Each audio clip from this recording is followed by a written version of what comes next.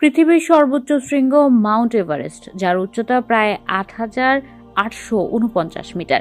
এখানে এক পা সামনে বাড়ানো মানে জীবনের বাজি রাখা। আর এই জীবন বাজিতে ১৯৫৩ সালের ২৯ মে প্রথম সফল হয়েছেন এডমন্ড হিলারি এবং তেনজিং নোরগে। তারা সর্বপ্রথম এভারেস্টের চূড়ায় উঠেন এবং এভারেস্ট জয় করেন। বিশ্বের বহু দেশের পাশাপাশি এভারেস্টের মতো সেই শীতল মৃত্যুপুরীতে উঠে গেছে বাংলাদেশের ৭ জনের নাম। চলুন জেনে নেই সেই ৭ সাহসীর গল্প, যারা এভারেস্ট ছুঁয়ে এনে দিয়েছেন বাংলাদেশকে নতুন এক উচ্চতা। মুসা ইব্রাহিম।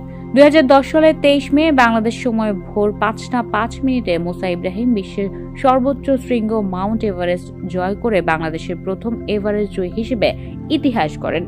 তিনি তিব্বতের উত্তর দিকের পথ ব্যবহার করে চূড়ায় পৌঁছান। সে সময় কাঠমান্ডুতে বাংলাদেশের উপ মিশন প্রধান নাসরিন জাহান মুসা ইব্রাহিমের এভারেস্ট জয়ের তথ্য নিশ্চিত করেন। ২০০০ সালে পাহাড়ে চড়ার মাধ্যমে তার পর্বতারোহণের যাত্রা শুরু হয়।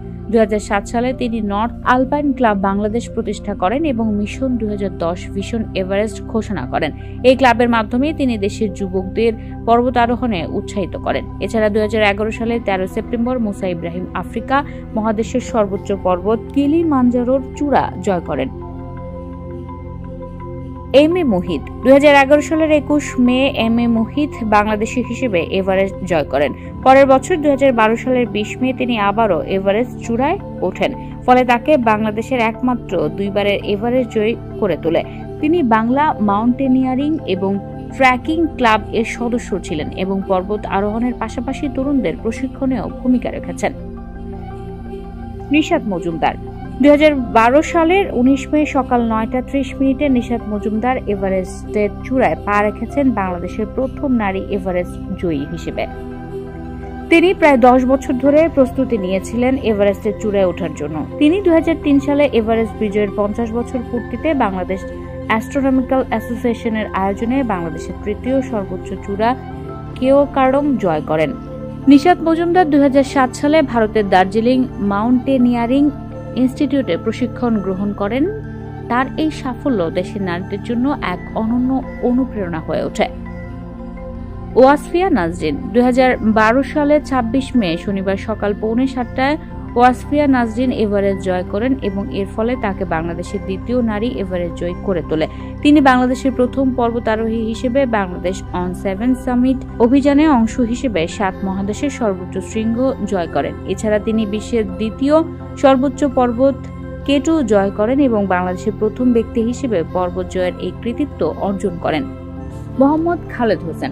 মোহাম্মদ খালেদ হোসেন ২০১৩ সালের ২১ মে এভারেস্ট জয় করেন। তিনি সজল খালেদ নামে পরিচিত। দুর্ভাগ্যবশত চূড়া জয় করার পর নামার পথে ৮৬০০ মিটার উচ্চতায় অজানা কারণে মারা যান খালেদ। এভারেস্ট জয় করে ফেরার পথে মৃত্যুবরণকারী প্রথম বাংলাদেশী হিসেবে ইতিহাসের পাতায় জায়গা করে নেন তিনি।